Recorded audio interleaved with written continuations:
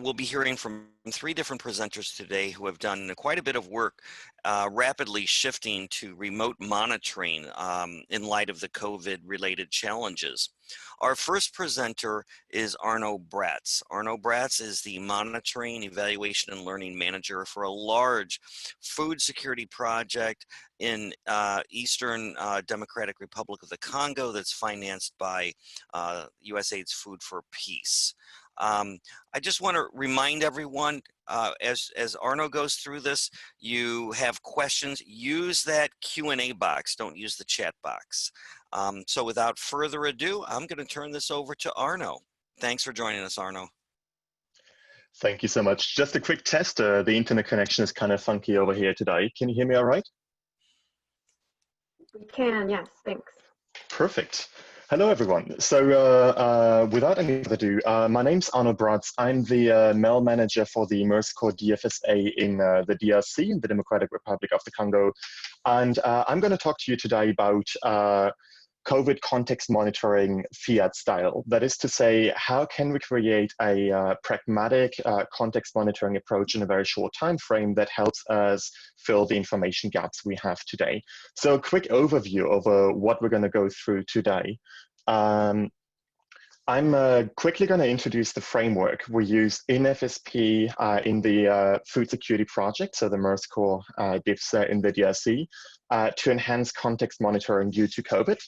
After that, I'm going to go through the different steps we went through. So the F stands for framing anticipated changes due to COVID in the theory of change, in monitoring systems and in programs. Then second, identifying the information gaps caused by the changes in context. And third, adapting the monitoring strategies we use so we get context-specific information. Fourth, we tooled and retooled. So we're going to look specifically into practical tips for how to make remote monitoring work for context monitoring. And lastly, I'm going to give you a quick overview over initial results. Perfect. So quick background on FSP. The food security project is based in South Kivu, where we did have not a lot of cases so far, though they're rapidly increasing right now, but due to the low testing capacity, the situation can change from one day to another, which causes issues when it comes to project planning, governmental regulations, supply chains, especially for cash, fuel, a couple other things, and so on and so forth. So we're in a bit of a chaotic environment where different actors change their regulations pretty much every day, and where value chains can be interrupted at one point or another. So we were thinking about what can we do to create a simple context monitoring system that's appropriate for the COVID situation. And we came up with what we call the Fiat approach, because, well, you know, it kind of rolls. Though it might not be the sexiest way to go about this, it's the fastest, the easiest way we could establish context monitoring in the COVID context. So number one, we framed anticipated changes. Second, identified information gaps. Third, adapted monitoring strategies. And fourth, tooled and retooled, to then fifth, be able to analyze, to learn and adapt based on changes in the context to improve the probability of actually realizing our theory of change. When we say framing, I mean, we framed the way in which we assumed that COVID was going to affect the theory of change pathways and the anticipated outcomes. Second, we identified and prioritized information gaps where monitoring data could help boost resilience capacities or responses to COVID to enable participants to cope with the health and, frankly, the economic crisis. Third, we adapted monitoring approaches to enable data collection despite changes in the operating context and having to switch to remote monitoring in some cases. And fourth, we retooled the tools that were already existing and created new tools in our context monitoring and annual monitoring ecosystem. Changed data collection flows and therefore filled information gaps to then be able to adapt both implementation and the monitoring mechanisms themselves. Let's look into that in a more detailed manner. Great. Quick overview. I won't have time to go through every piece, so do feel free to use the Q&A box, also the chat, and I'll try to react to that as well. So when it comes to changes that could potentially be caused by COVID, we have to look into a generic theory of change framework where we believe that the capacities that the project supports will enable participants to reach long-term, sustainable and resilient food security and economic well-being. So far, so good. Now, the problem is that due to the COVID array of shocks, that is to say, not only the illness, but also economic, financial, conflict impacts that came with COVID, this pathway from capacities to well-being might be facing a disruption. So we had to look into specific types of changes. How could participant capacities necessary to reach outcomes change? How do participants need to adapt and respond differently during COVID? And what contextual changes and community responses could potentially affect the operating environment in which participants use their specific responses and approaches to improve overall food security and economic well-being? Can we go to the next slide? Thank you. So we have this framework. Let's put it to practice. In the food security project in South Kivu, we prioritized 3 types of information gaps based on this generic framework. We wanted to know what is, what works, and what matters. We wanted to know what is, that is to say, how does the COVID array of shocks affect markets, communities, participants, and the participant groups with which we work in interventions, such as VSLAs, producer organizations, local development committees, and so on and so forth. And the idea behind that is we wanted to respond as quickly as necessary and as possible to changes in the operating context. Second, we want to understand what works. That is to say, what responses or adaptation strategies do participant groups already use themselves, and how can we support and reinforce those strategies in our intervention design? Also, how can we share knowledge? If, for instance, one producer organization is able to generate profit during COVID and another one isn't, is there a way in which we can enable this information sharing between those? And third, and that's more for long-term priority, we want to know what matters. Which capacities are specifically linked to reduced shock exposure, improved recovery from COVID-associated shocks, and improved outcomes despite COVID? So here we're looking into redesign, reviewing the theory of change, and so on and so forth. Great, so let's make this work in terms of monitoring strategies.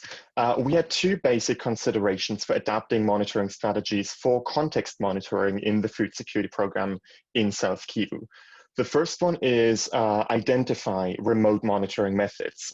So we need to know about who do we need information from, whom can we get it, and how can we reach those people. And that is relevant because when it comes to face-to-face monitoring, we would obviously want to go to a primary information source. That being said, in a context monitoring context where we might not be able to do face-to-face interviews, we need to understand what other types of proxies we could potentially use to get information quickly and accurately. And then once we have identified from whom we can get information, from whom, about whom we can get it, and how we can reach those people, we have to think about selecting the right fit methods.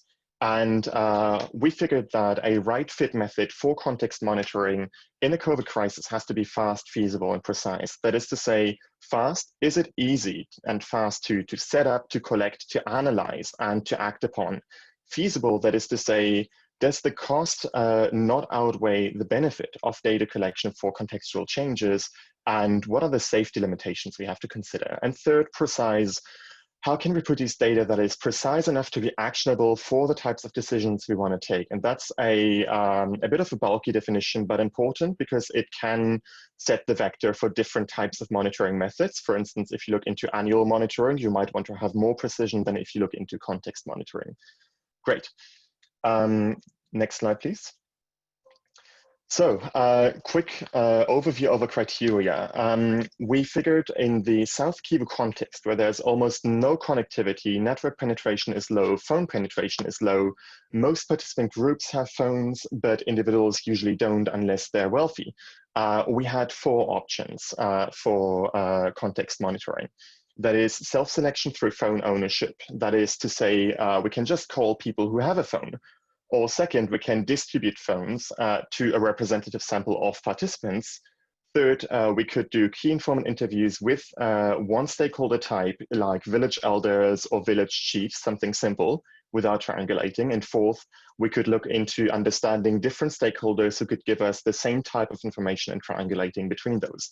Now, we applied criteria for that. Again, for the dimension fast, the remote monitoring has to be fast to set up, fast to collect, fast to analyze. When we're talking about feasible, we say the cost should be appropriate for the required precision level, which again, for context monitoring is slightly lower than for, let's say, annual indicator monitoring for reporting to USAID. And beyond that, of course, we want to know, is the method compliant with safety protocols in the area? And lastly, for precision, we need to look into two criteria. On the one hand, is the sampling appropriate for the type of data we want to collect, and is there a possibility for us to triangulate, particularly if we don't know to whom specifically we're talking in a remote monitoring context. So let's fill this out. It looks something like that. In the end, we went for key informant interviews with triangulation between stakeholders for context monitoring. Let's look into tooling. So we have an overall idea of how the food security program made its choices, but we also need to make it work. Can we go to the next slide, please? So there's many different considerations, and there's frankly too many for me to put up right now, but do feel free to submit questions in the Q&A box, and I'll respond to that. On the platform side, we chose to build on the existing platform environment. The food security project uses ComCare, which has a panel data option, web forms, which can be handy for computer-assisted phone interviews, and also SMS functionalities. So we were quite happy about working with an existing environment that enables us to do remote monitoring already. Then we decided to adjust existing tools to the extent possible, rather than creating new data flows. Similarly, we try to talk to stakeholders who know us already, so we don't run into trust issues later, which could create biases and measurement errors. In terms of how short interviews have to be, we have found that we should never exceed 30 minutes. And on top of that, we also need to factor in a 0.5 factor time lag. That is to say, if normally an interview would take 20 minutes, via phone, it could take 30 minutes due to connection issues. And that can be a real problem for some more complex indicators, such as dietary diversity, for instance. So we found the easiest way to go about it is to split questionnaires and conduct more calls instead of annoying fewer beneficiaries or respondents who would potentially experience respondent fatigue. And a fourth consideration I would like to make you aware of is that we need to pay attention when it comes to protecting the equipment.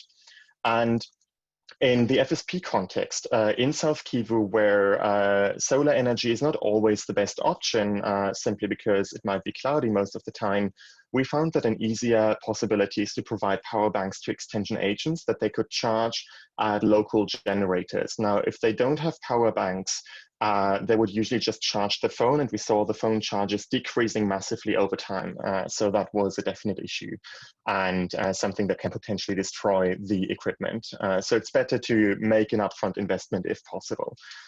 Next slide, please. And the fifth consideration for tooling and retooling is, of course, how can we make data quality control and field quality control work in a remote monitoring environment? So FSP works with quite complicated field quality control processes, which we just boiled down to a checklist in French and in English. I just linked them in here. So feel free to just note down tinyurl.com /FSP minus phoneint minus EN for English or FR for French.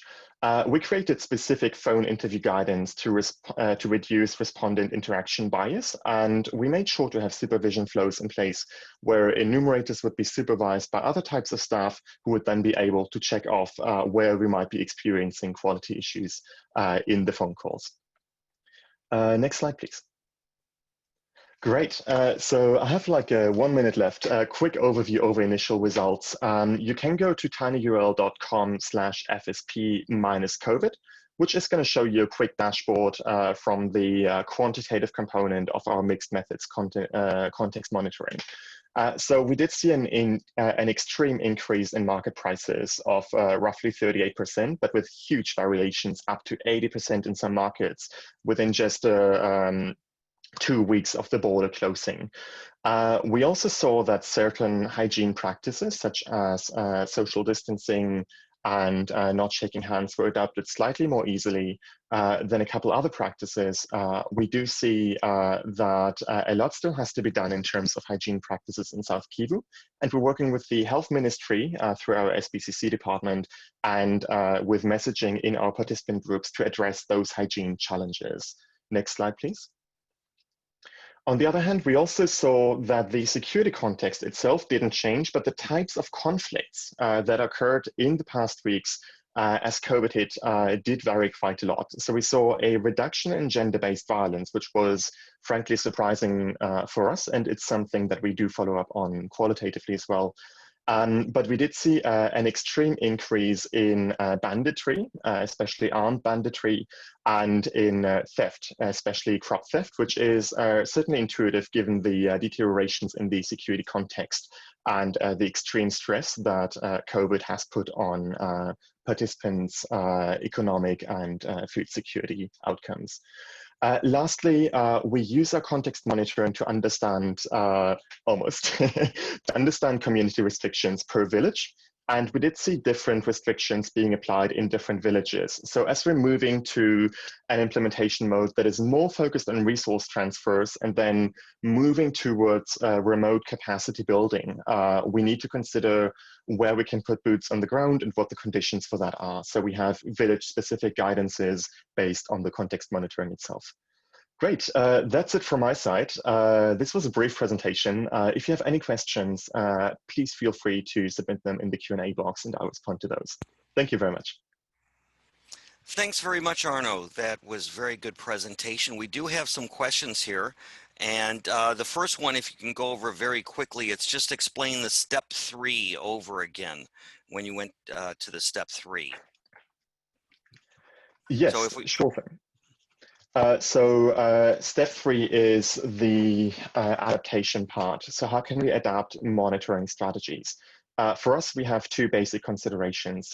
First, we need to understand what are the possible monitoring options that we can choose from, and then second, how can we choose the appropriate right fit monitoring method? Now, a quick caveat here, FSP has been implementing a context monitoring system for which the requirements might be different from, let's say, annual monitoring, where indicator precision needs to be way higher. So the first step for us is to know about who do we need information. Let's say if we need information about farmers, then we can get this information from both farmers, but also from potentially extension agents or producer organizations and other types of actors they interact with. So we got to know from whom can we get information about whom and how can we reach those people. And based on that, we can now select the different types of methods. So it can be a key informant interview, it can be a remote facilitated survey, and so on and so forth. And the second piece of that was really identifying how we can select the appropriate method. And in FSP, we figured the easiest way to go about it is to say an appropriate method has to be fast, it has to be feasible, and it has to be precise. Thank you for that explanation. And I've got a question here on triangulation. How have you handled the need for triangulation using phone surveys and interviews? And I know that we haven't yet heard from Amina and Mahari, but those are also issues that they've had to deal with. So I'm going to ask them to start responding to that. And then Arno, if there's something you can add, you can go further. And remember, everyone, if we don't get to all of the questions during this session, we'll try to get it later on in the session, or we'll get back to you with the responses.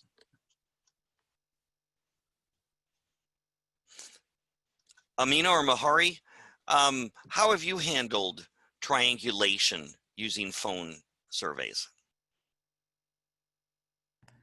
So one of the methods that we use at IAPPS that works is that we try to get multiple respondents from a particular area. So for example, if we're doing a phone survey with a select number of key informants, I think that's similar to the Mercy Corps example, then we'll try to get multiple key informants for a specific location. So that way we can also compare the data across. And then the other thing I'll add is that when we're doing phone surveys with a small population, in which we might run into some issues with representation, we also try to triangulate the data against other methods. So try to do source triangulation as well. Thank you, Amina. Mahari, is that pretty much what you do on yours as well? Yes. Usually what we do, especially in the recent experience that we have, we make sure that the supervisors make a second call to check, number one, the selected households are actually interviewed, and also to ask a few more questions also to see if there are no inconsistencies, in the response. In addition, the survey that we just conducted is another round of a quarterly survey. So people at our office, they go through the data and see if there are major outliers also, and then we give real-time feedback to the data collectors so that they can inquire more about it. Thanks. Thank you. Thank you very much, Mahari. We have another question here that is related to something that Arno mentioned, and that's about splitting the calls up to reduce fatigue. And specifically, it's the participants would like to hear about elaborating on that. So how do you split those calls up? Do you speak to different respondents within the same household to answer different questions? How well did this approach work? And then if you have to target specific people like only female respondents or youth. So who would like to start from our panel to address that? Great, I can do that without any problem. In terms of splitting questionnaires, now those who know me know that I love to integrate questionnaires. It's much easier for analysis. It helps us to dive deeper into advanced statistical methods, but of course there's a downside, which is time. Now, for context monitoring purposes, we usually don't dive into advanced regression options. So in that sense, it makes sense to split questionnaires. Now, we would never split a questionnaire to then have different family members answer a questionnaire. That is problematic, first because the sampling frame might not allow it, as Tom just mentioned as well. And second, also because it can increase conflict or distrust in a household if I ask somebody to pass the phone on to somebody else for a different type of topic. So we would usually look into using the same type of sampling frame, ideally the same clusters to the extent that we do cluster sampling. So we make sure we have comparability across regions or areas, but then basically make sure to target different types of households for splitting questionnaires. I'll just add to what Arno mentioned. One thing that we found helpful is to try, when you're setting up the survey, to organize it into different modules and to organize the modules from most critical to least critical, because you're going to build in some assumption that you might not be able to recontact some individuals at the second or third rounds if it's a really lengthy survey. And so for each module, we try no more than 15 minutes. It's hard because each individual question and sub-question and skip logic counts as a question. So 15 minutes is not going to get you that many. So that's something that's a big consideration for us as well. Thank you. A few questions have to do with determining the sample size. I mean, you've gone through, Arno, in your presentation that this is reduced, but people would like to hear more about how do you determine what is an appropriate size for this? And anybody else, Amina, Mahari, you can jump in. Arno, go ahead.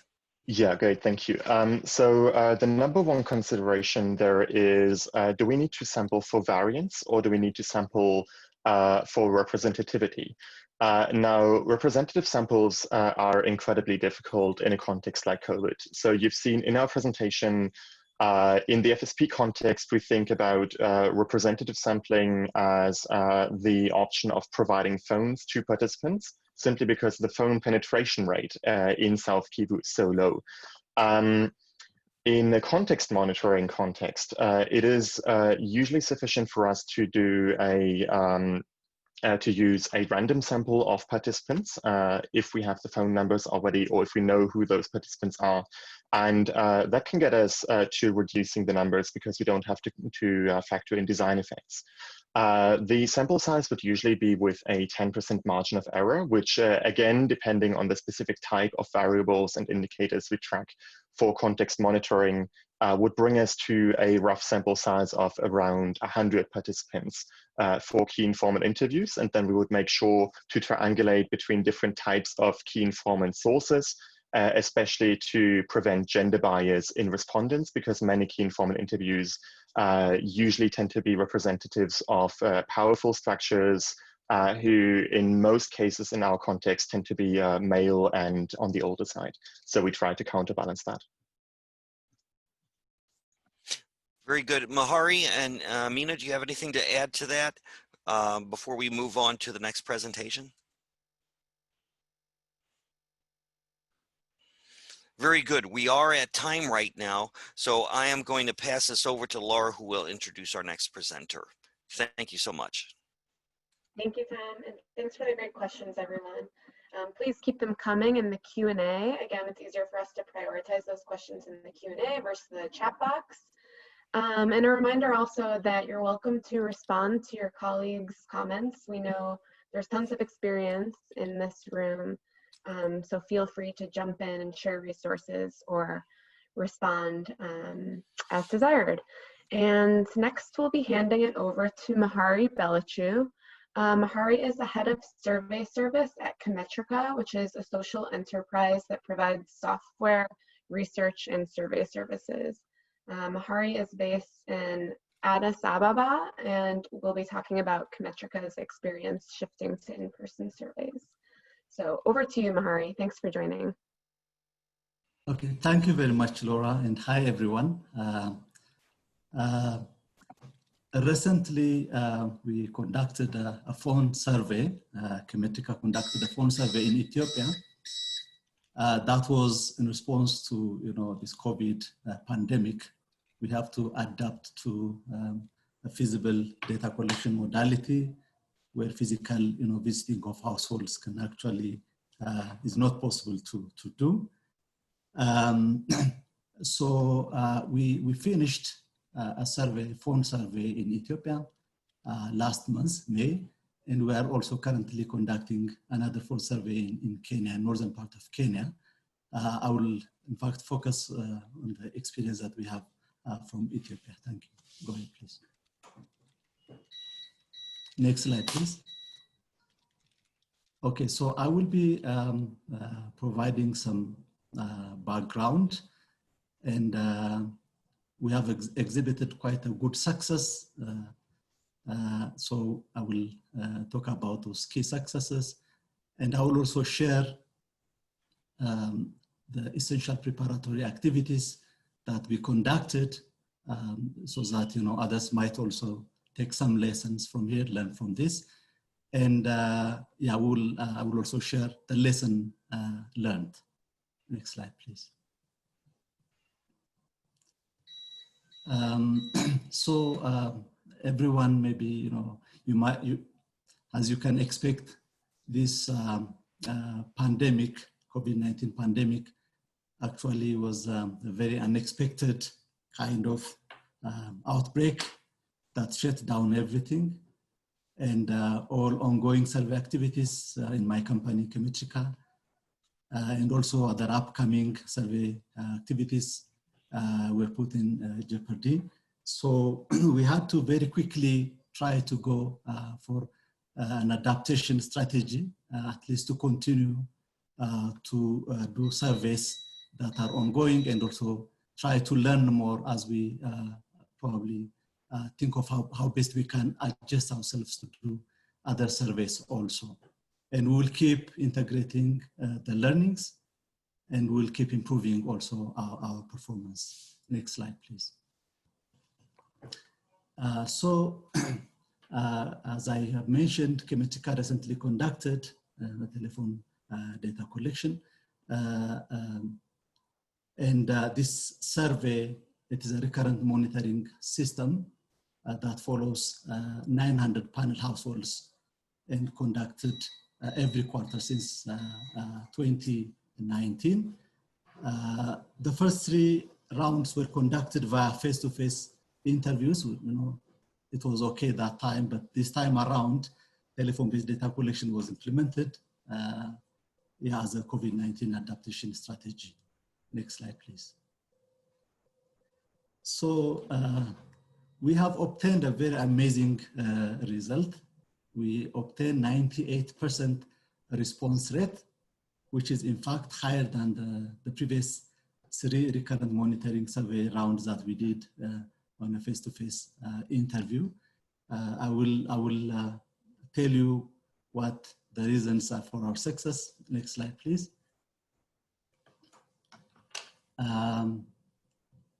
So,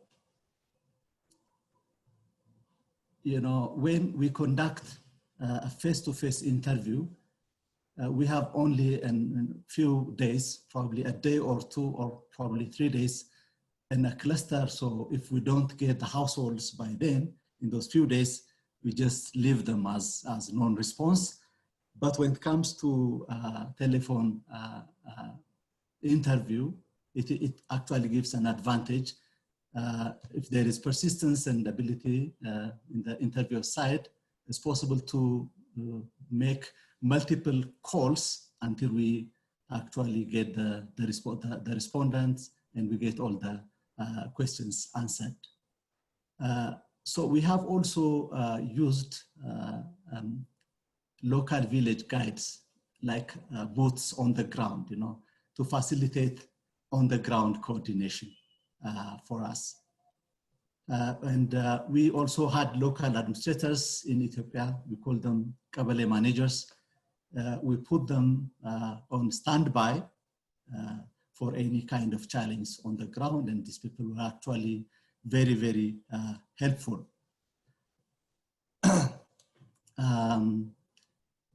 The RMS households, they were also visited multiple times during the previous face-to-face interviews. So this has given our interviews a solid acquaintance. That's also one of the reasons for the success. And there was also the opportunity of allotting sufficient time and also money, of course, to make all the necessary logistical and technical preparations in line with the telephone data collection. So some of these things and others add up together to give us the success that I had mentioned, a 98% success. Next slide, please. So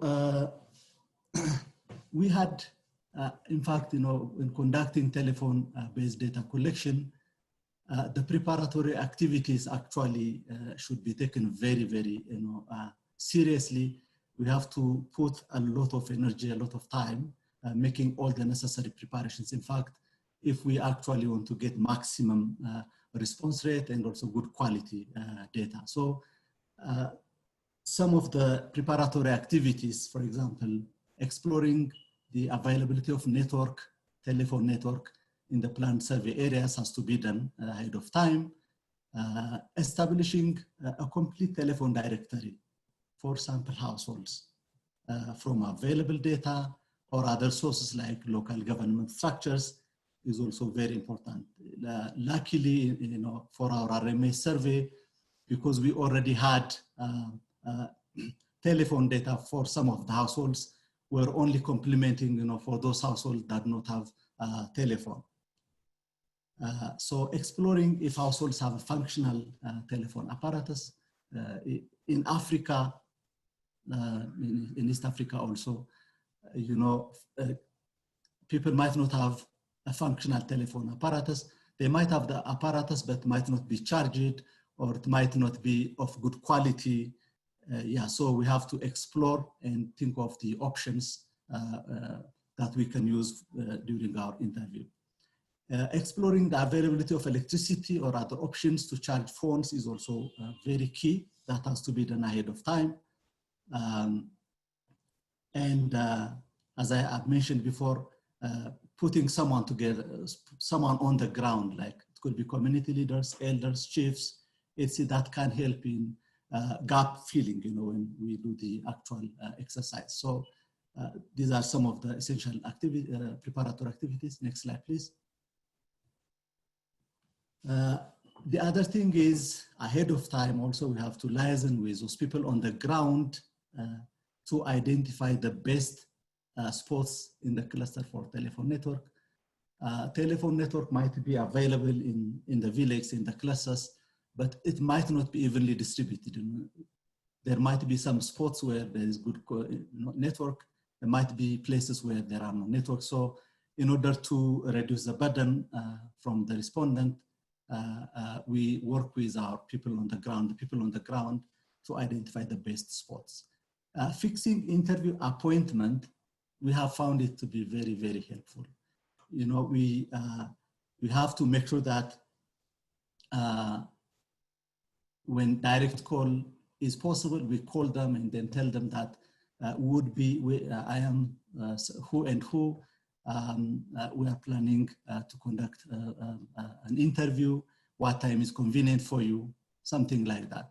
When direct call is not working for different reasons, we can use the people on the ground to help us fix interview appointment with households. Yeah, the usual preparatory activities, securing ethical approvals, that's very important. Informing respective government structures about the survey and the modality of data collection also is very, very important.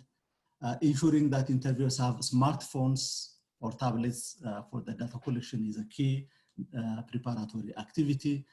Looking for the options, airtime options, also is very, very important, especially depending on the country. What options do you have to provide unlimited telephone voice subscription, for example. Next slide, please. Yeah, so if such kind of preparations, good preparations are done ahead of time, mobile data collection, we have found to be a viable alternative. So for our case, we are hoping to continue like this until this pandemic is over also. Next slide, please.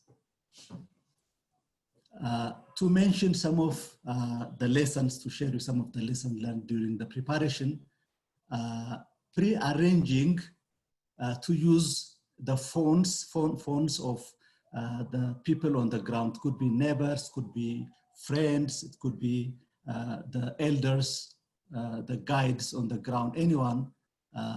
Pre-arranging the use of available telephone is actually very important because not all households have telephone apparatus and telephone number. Pre-arranging interview date and time, as I mentioned earlier, is very important. Number one, we have to give time for households, for respondents to sufficiently charge their batteries and wait for us. They have to be told ahead of time to be in ready mode for the interview, like positioning themselves in the best network spot, arranging convenient interview environment for privacy and confidentiality sake. It's not fair to just make a surprise call while the respondents could be in the middle of an important business. So we have actually found it very, very important to fix or arrange interview date and time ahead of time so that we have a convenient interview time. It's also very important that we have interviewers with a proper experience. They have to be very well trained. They should speak the local language and also know the local context. This is, of course, a common practice, but especially given the inconvenience of telephone-based data collection, such issue can also pose problem unless we take care of them, ahead of time. The other important lesson is providing interviewers with unlimited voice call, if possible, is that kind of subscription can help them to make multiple calls and also to take the necessary time, sufficient time to make sufficient time to complete their interview. Next, please. Okay, some of the lessons that we want to share that we go to do during the time of interview is the earlier presenter has also mentioned that the attention span of respondents, it might not be that long. So, we also suggest that interview should not take over 45 minutes. Or if the questionnaire is big and kind of complicated, it might be good to break the interview also maybe into 2 sessions or so. And in fact, telephone data collection, I think we recommend for light surveys, not for big baseline and inline evaluations. So it's actually it can help for lighter surveys. One other interesting lesson is that providing respondents with an incentive, some sort of an incentive in the form of airtime, for example, or it can be sent them via M-Pesa or other mobile money transfer, was found to help the interviews to be smoother, especially if we are conducting panel surveys. It can motivate also households to remain in the panel. Otherwise, the attrition rate will be higher and we might keep losing people. Okay, so securing consent from respondents and establishing good rapport as usual is also at the beginning. It's very, very important. One very, very key lesson probably that I can share is, since calls might drop off at any time in the middle of an interview for different reasons, could be for battery, network or other reasons. So informing the respondents at the beginning to call back in case the call drops when they can is actually very helpful. We might not be able to find the households, we have to depend on other people to get them back again. So it's good to inform them this important information. Next slide, please.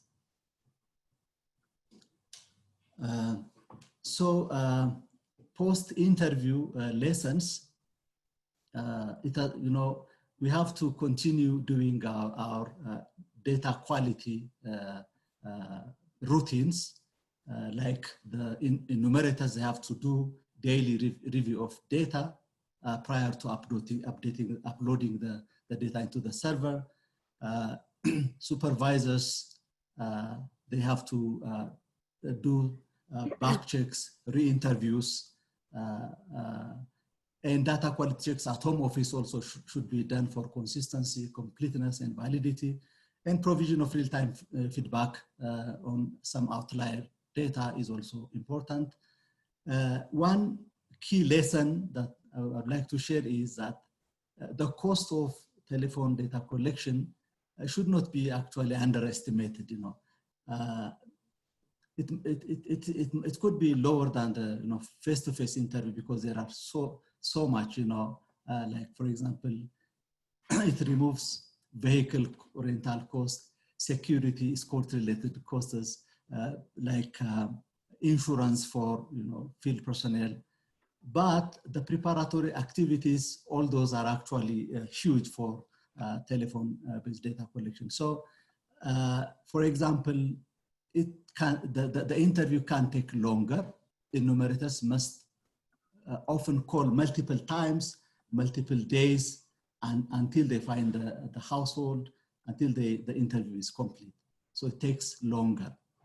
As I've mentioned, the preparation work also is huge in terms of arranging for support on the ground, building phone directories, verifying phone numbers, scheduling interviews, and if we have to do frame also, sampling frame, we might need to work with, the local people to provide us, for example, with a list of households in the clusters, in the least administrative regions, so that we can select the random households, representative households.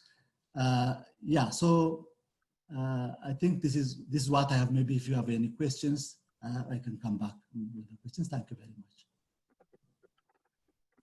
Great. Thank you so much, Mahari. I think that was great, and you covered a lot of very practical considerations and suggestions. And it's great also to see that your response rate improved from the previous rounds of in-person surveys.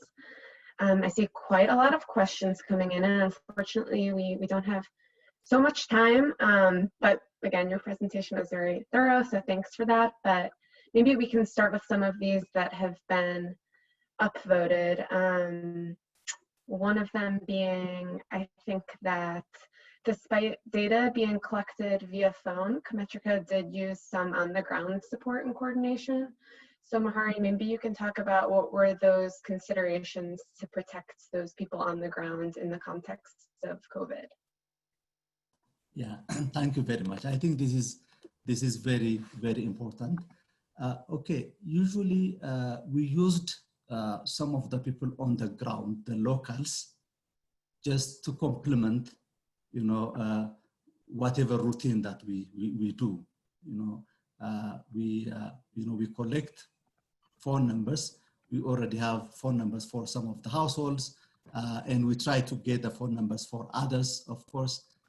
The only way that we send some of the elders in the community to the household is, number one, to fix interviews. So that they have to follow, we tell them to follow the COVID-19 guidelines, keeping distance, for example, making sure that, they are not closer, and take all the precautions so that, they will not carry the virus or even themselves, get the virus. So we make all the precautions. But the thing is, conducting phone surveys in Africa actually is not easy. And getting this kind of, high response rate is in fact unthinkable unless you take quite a, good time to plan and also, make all the necessary preparation. I can give you an example. For example, we are currently doing similar survey in Kenya. So there are some clusters where there is no any telephone network. For example, a cluster in Samburu County, a cluster in Marsabit County, one cluster in Turkana County. So, there is no any phone. So what we have done is, we have to complement also the telephone-based data collection with some like 10 to 50% face-to-face interview also, following all the, precautions, COVID-19 related precautions, getting permission from the local authorities, that, they welcome our people. And we're not sending anyone from the center, Those people are, data collectors, our supervisors. They are already located in the county. It's just a matter of, moving them few kilometers to make sure that, they do this kind of complement. If we have to get representative data, data that actually can really measure whatever money that we put on projects and all that, we have to be very careful, and we have to make careful decisions and keep collecting data. In Ethiopia, we have succeeded to do this without actually sending our interviewers face to face. But in Kenya, in these 3 clusters, we have sent some of our team members, like in pairs, so that they can help each other. Thanks. Thanks so much, Mahari. We only have a couple minutes here, so maybe try to take 1 or 2 more questions. Yes, please. But I'm seeing a number of questions asking about data quality and detecting bias. And I know you mentioned that there are some checks that happen daily when the data is being input, but maybe you can discuss some of the other steps taken to ensure data quality and correcting for sampling and respondent bias. I know Tango was your partner on this, so maybe Yeah. you can talk about types of analytical checks done there as well. Thanks so much. Yeah, so usually, at least, for the experience that we recently had, you see, we have been visiting those households over and over again. We visit them during the baseline survey. We had visited them 3 times for the RMS short panel surveys. This is the 5th time. So the respondents, the households are very well aware. They know the questions, they understand the questions. There has been a complete understanding, a consensus already built. And we also provide, it's not only respondent bias, in order to, refresh our enumerators also to avoid, interviewers bias also. In fact, in Ethiopia, we have done pilot also. We have done a pilot study. We have interviewed few households, around 40 households, to see if there are any issues in relation to data quality and all that. So we have made all those preparations. The other thing is, you see, we instruct our enumerators to send us the data in ODK briefcase so that we can go through the data, make comparison with previous data that we have in our database, and then see if there are issues that actually need attention, and we have to get back to them if there are any issues. Our supervisors, their only job, their only role is to follow up with their enumerators to make callbacks, call the households to check that the household actually was interviewed, the right person is interviewed. They also ask few selected questions so that, especially there are questions that we feel are sensitive that might be, likely to incur, interviewers make mistakes. So we do those, and we try as much as possible to have a good data. Great, thank you so much. Amina or Arno, do you maybe have anything quick to add to that before we head on to the next presentation? Yeah, just adding on to all of the steps Mahari covered I think are really important to ensure the validity of the data. We also, I think it was mentioned, pre-test the survey, so that helps to see where there are problems both in survey content and operations. I think as Mahari mentioned, the operations of the survey can really affect the validity of the data. So we actually spend just as much time as ensuring the content. And then we do back checks. So depending on what you build in, it can be anywhere between like 10 to 20, 25%. And it'll be partial back checks. It's difficult to get someone to fully do another survey. And that helps us to also do data quality. Right. Pretty much the same responses from my side. I don't have a lot to add, just to say that when we talk about validation, we got to consider that there's a work before and a work after collection to be done. Now, in a rapid context where we have to adapt within, let's say, 2 to 3 weeks and just get something rolling, it's important to have experienced team members who already know what are the types of validation checks pre and post collection to do. And classics would include purposive sampling for key informant interviews, if they're done really well, making sure we check in with the right types of households or informants before to understand when it is a good time for them to take the call. Because if they're stressed, we're not going to get good data quality. And then making sure we have the right validation checklists in place to do trainings first, and then also to control potential for respondent and interaction bias during the interview. Once we have those things, when it comes to the post-collection validation, if triangulation is included in the sampling design, we can then check by demographics, by areas, or by stakeholder types. For instance, in FSP, we repeatedly found that governance actors evaluated community perceptions towards local authorities more negatively than, for instance, religious leaders. So being able to do that type of triangulation usually helps as well. Wonderful. Thank you very much, Mahari. We really appreciate that. We're now going to hear from our final presenter, Amina Ferrati, the President of International Advisory Products and Systems, also known as IAPPS.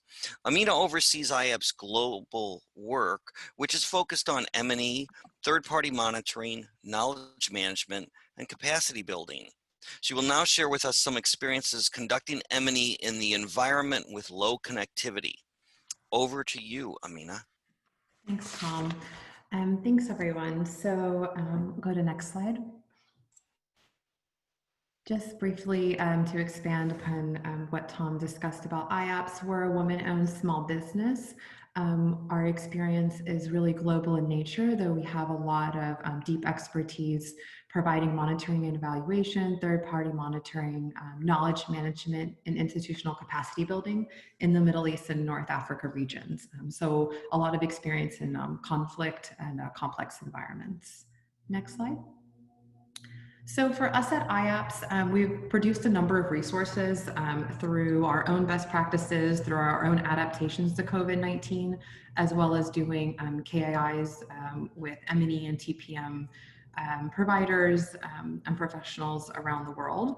So I'll just mention very briefly some of them, and I'm going to focus on our latest guide. So if you, I believe, look in the chat links, as well as click the links here, you'll see the results of a global survey that we did amongst TPM and M&E providers.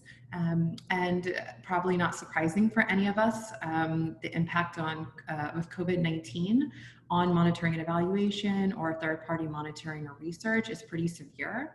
I think unlike a lot of surveys that we're seeing, we did ask what are the perspectives of field staff in terms of the work? And I think that's similar to, I see a lot of the questions coming up about how do we protect the staff who are really on the front lines. And from the survey in about 80 plus countries, we found that field staff are really concerned about COVID for themselves, for their families, and the communities where work is happening. But they also actually have a pretty high risk tolerance. And we found that to be the case in our own work, provided that there are appropriate precautions that are taken. And I'll talk about some of those today. Also, there's a guide on overall how do we adapt third-party monitoring and M&E to COVID. I won't go into it, it's pretty lengthy and it's available on our website. So today I'm going to focus specifically on these limited resource settings. Next slide.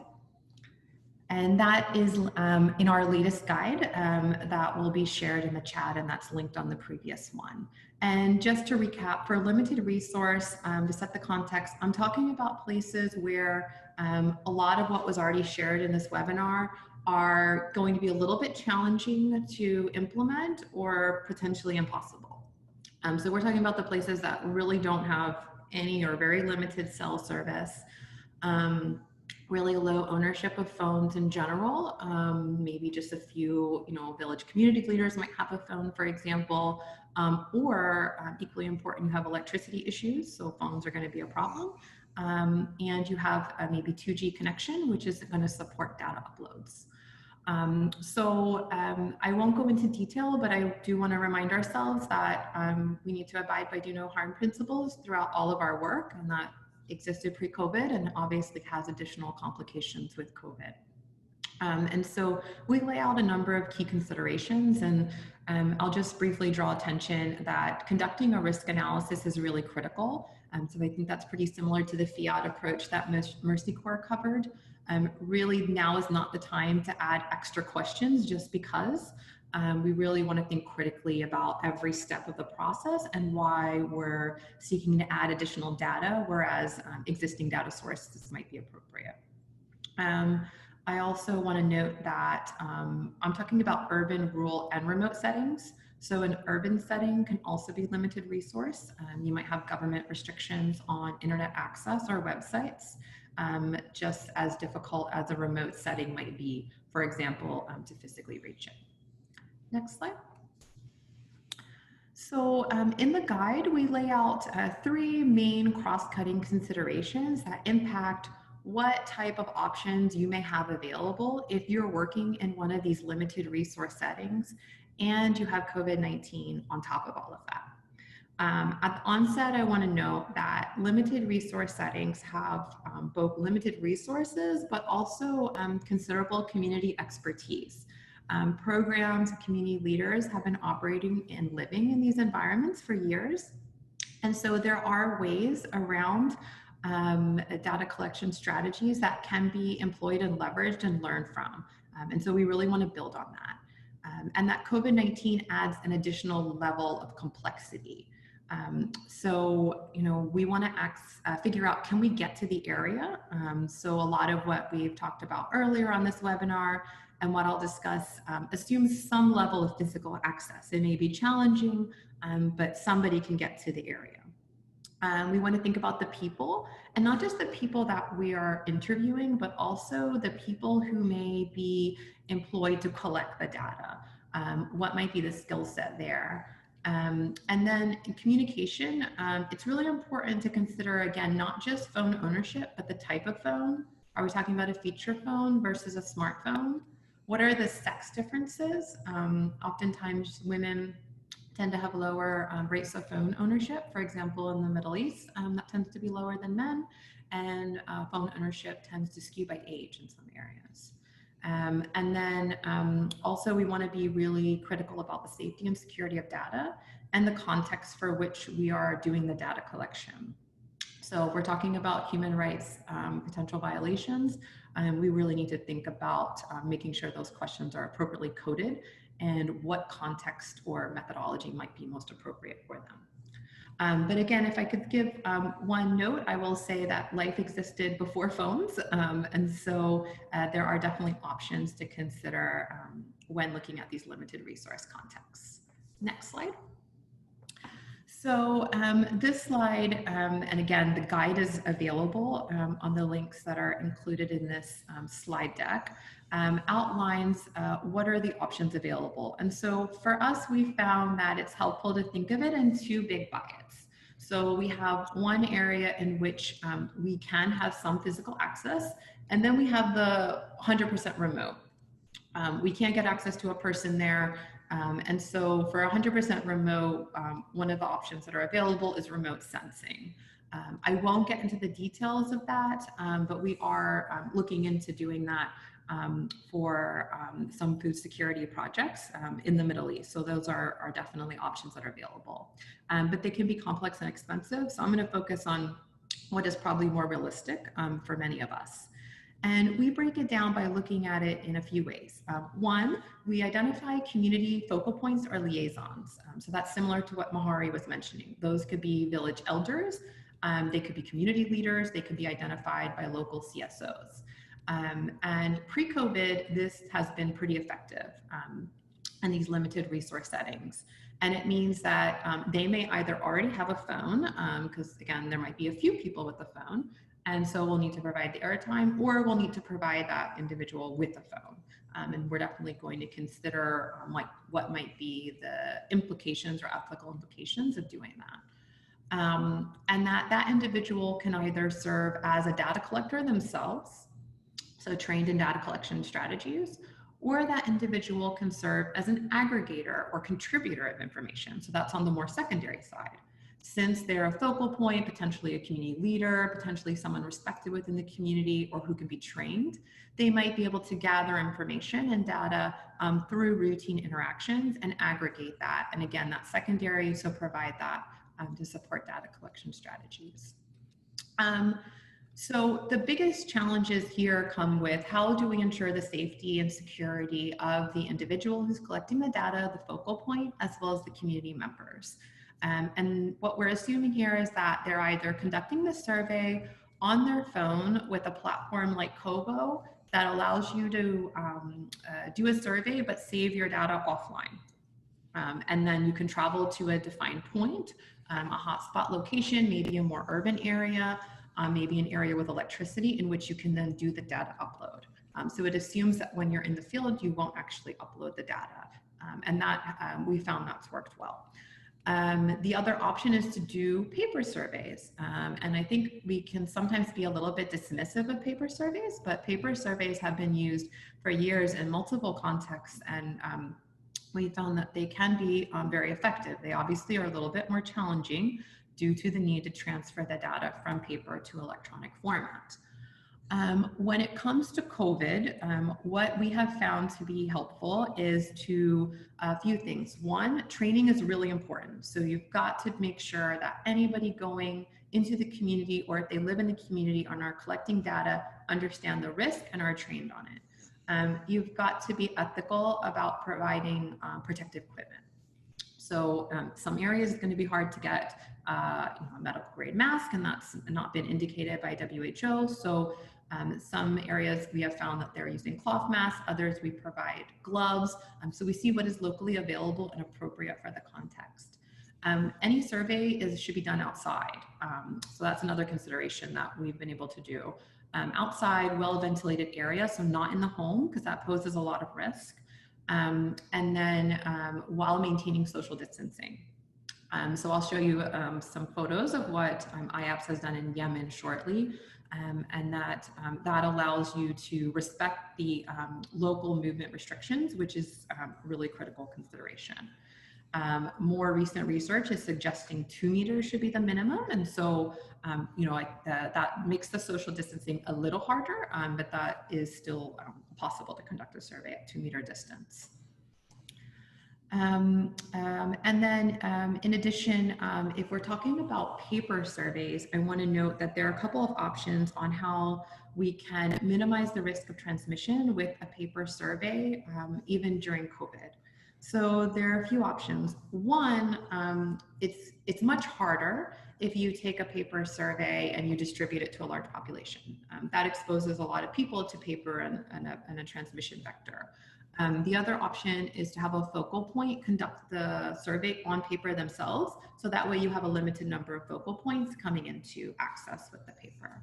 And the focal point can then take a photo or use a CamScam app or a similar app on their phone to digitize the information and then travel to a upload location and or transfer the phone to perhaps headquarters staff who might be available in the area. So there's a lot of complexity. I don't have time to get into all of the details, and I'm happy to answer questions during Q&A. But again, I direct you to the guide where we try to break down a lot of these considerations and give practical tips.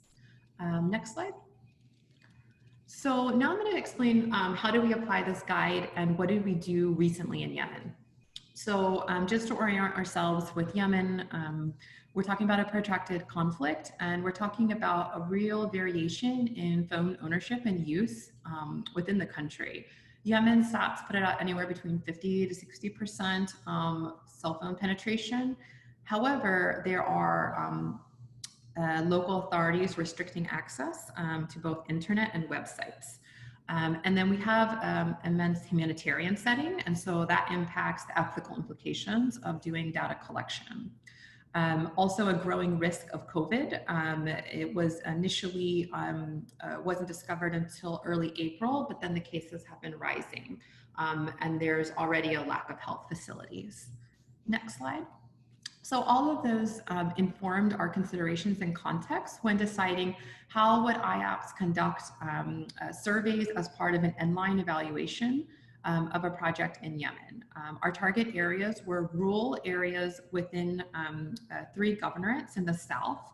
And what we did was we provided our data collectors with phones or airtime and Kobo toolbox installed. So again, Kobo is great, it's open, it's free and available, and it also allows for offline uploads.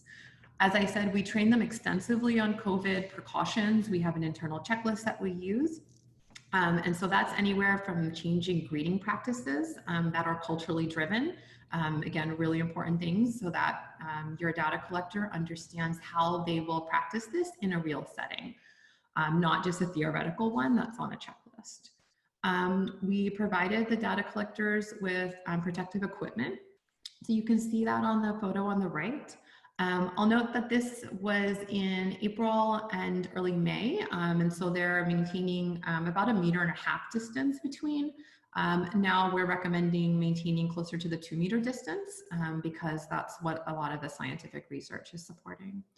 And so they used the protective equipment, they conducted the survey outside, and most importantly for Yemen, because there was no internet or phone access in the remote areas where they went, as you can see in the picture.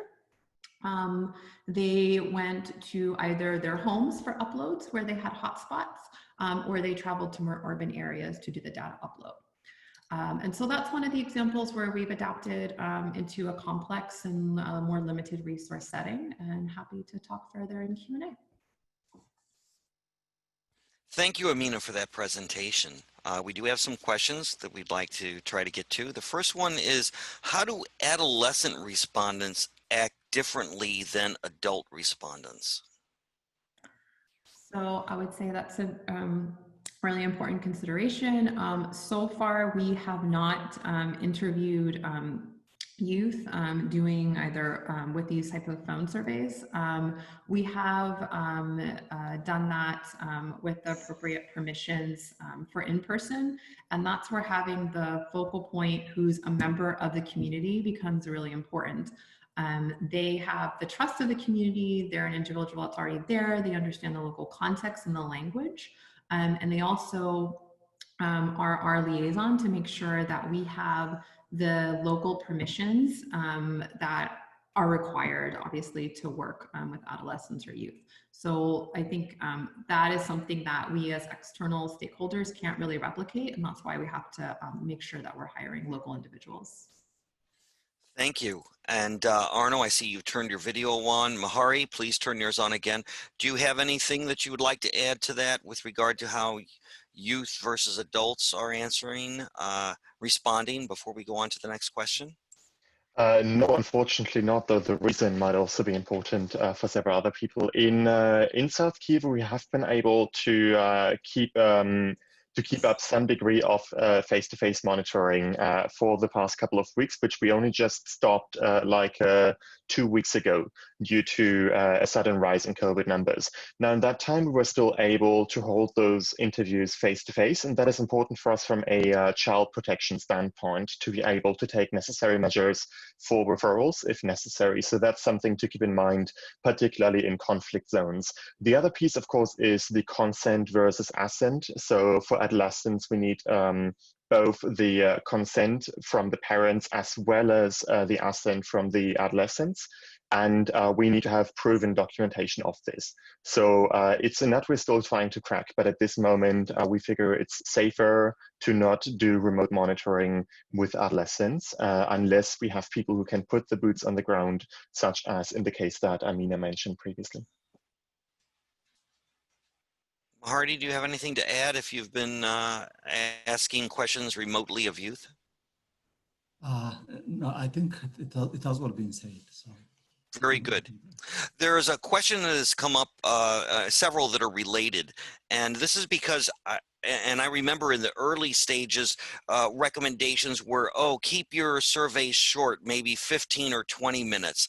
And we heard from Arno that, 30 minutes was it. But we heard from Mahari that they were able to get very good response rates, even with 45, although he did mention that sometimes you might have to come back, to finish it up. So the question has come up with several people. How do you determine what length is correct? What's good? Who wants to try it? Amina, do you want to start trying to answer that, and then we'll ask other people? Yeah, I'm sure we all have varying answers. The short answer is it depends. Depends on a lot of factors. So one, the sample population to be surveyed, are they beneficiaries or are they parts of the general population? Because that's going to impact whether or not the length of a person's willingness to do a survey of which they have potentially no vested interest. And the best example is to think of ourselves. Do we respond to a survey call randomly on our phone for something that we have nothing to do with versus a friend, asking on their behalf? So their incentive to potentially participate is a factor in the survey length. And it's particularly problematic if you're doing a representative sample of a population, in which case there's no interaction. If you have a panel that you've touched repeatedly, then we found you can go on a longer survey because you've been, maybe you did a baseline and a midline, and so now you're doing some contextual analysis. So that's a little bit easier. And then I would say pre-testing, a lot of internal testing. That helps to figure out what's the right module, how to orient the survey, the complexity of the questions you're asking, how sensitive they are, those all factor into. Thank you. Arno or Mahari, anything to add? Yes, I mean, those were such amazing responses, and that's really the key, right? One thing I would add is trust. So when we talk about incentives, those can be material incentives. It can be a matter of to what extent we're annoying or really not annoying. But it can also be a matter of having pre-established relationships. And that's probably part of why we found that panel interviews tend to work slightly better. Because we have a pre-existing trust relationships. And one thing to consider there is that if there's a possibility to build those relationships before switching to remote monitoring, that can definitely up the response rate as well. Thank you. Maybe one point to add from my side, usually, you know, the type of respondent also that you might encounter varies. You know, some might be older and they take longer to understand questions, and also when they respond also they kind of take time. So part of the reasoning, you know, in taking longer could be from their side also, and it might be understandable. They might be okay with that. With the same kind of questionnaire, some young ones, young respondents, household heads, or maybe the educated ones might be faster in understanding the questions. So when we say 30 to 45 minutes, that's just kind of an ideal suggestion, but sometimes it might be 30 minutes, might also go even beyond 1 hour, depending on the nature of the respondent also. Thanks. Thank you very much. You know, in summary, I think that's really good. Do you know the people? Have you had contact with them before? What is the subject matter? And then the pre-testing and the working with it to try and figure it out. So as Amina said initially in her response, that depends, but these panelists have given you some of the factors in which you should consider and how to go about determining what that's good. We have time for a couple of more questions. A question has come up about incentives. We did hear in at least one case where phone credits could be an incentive, but the question is, how does that affect the bias? Is that large enough to affect bias? What are you doing to control for that? Maharti, would you like to start this one out? Yeah, well, I think in our case, at least, you know, for Chemetrica, my company, we have never, you know, given incentive, you know, for respondents. That was not our culture. But, you know, when we now are shifting to telephone-based data collection, there are so many, you know, inconveniences, you know, that are added because of this. So, you know, like to thank them and to also encourage them to be part of, especially because we are doing a panel study, we want to encourage them to continue to be in the panel also. And we gave them just a small amount, probably the smallest one I can say, around like $2, for example. Yeah, so thank you. That it might not, surely it will not bias them. It's just, you know, as a gesture of, you know, thanking them, you know, for taking their time, and then for a, you know, like for example, going to a place where they can talk with us with good telephone network. It's not really fair to simply, you know, drag people here and there, and just, you know, to express how we are really thankful to them. Just well, we discussed with partners. There was a lot of, you know, argument, but finally we kind of decided that would be really to the best interest of the quality of data, and also having increasing the response rate also, and it has worked very well. Okay, thank you. And so it might not even be considered an incentive, just a thank you when it's really to cover the cost and the inconvenience. So it's almost like a reimbursement at that stage. So you've kept it at that level. Amina, or do you have anything you want to add to that? Have you used incentives at all? Yeah, no, I think it's the same approach that Mahari has shared. We're talking about something that's really nominal, so you know, it's not an actual incentive to participate in the survey. And I'll also note that there's been quite a bit of research, I think, by World Bank and other institutions that have shown that this type of nominal $1, $2, depending on the country and context, is not sufficient to create a bias. Very good. Arno, I see you agreeing, so it's covered. Good. We have run out of time. Not for the whole session. I'm going to turn this over to Laura. Again, want to thank all the panelists for great presentations and all of you that have come on. I know it's not the most convenient time for some of you to join us today. Laura, over to you. Thank you, Tom, and thank you again to our panelists and everyone who joined today. We hope this event has been helpful. And I just wanted to mention a couple more things before we sign off. So as always, we'll be sharing the presentations and the recording of this webinar with all event registrants before the end of the week. And we'll also be sharing a Q&A document based on the questions we received today. And you can expect that in the coming weeks. We're looking to host our next event in our M&E in the time of COVID-19 series, and this will focus on M&E in low connectivity environments. We're still determining a date for this event, but you can stay updated about this upcoming event and all future ideal events by subscribing to the FSN Network newsletter at www.fsnnetwork.org. Maybe Laura, before you close, I would like to probably, you know, I think we should thank our great partners like Tango International, for example, and USAID also, you know, for, you know, availing the fund to, you know, for this kind of activities to keep moving, even, you know, amid such kind of, you know, a problem, you know, pandemic time. So yeah, I just want to thank them and others also. And I would also like to thank all the people, the participants, who are ready to respond to anything, any question they might have, maybe through you. Thank you. Back to you. Wonderful. Thanks so much, Marie. I think we gained a lot from your presentation today. So finally, as M&E folks who understand the importance of data collection, I'd also like to take this opportunity to guilt trip you into taking our evaluation, please. It's only a couple questions, and we really do carefully go through this data to improve our future events.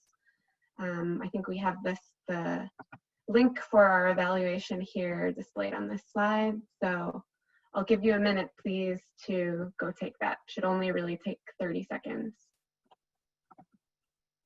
Thank you so much, everyone. And I know we have some folks from USAID who are joining us today, especially those from Food for Peace's M&E team. So we also wanted to thank you for your support and flexibility during these uncertain times.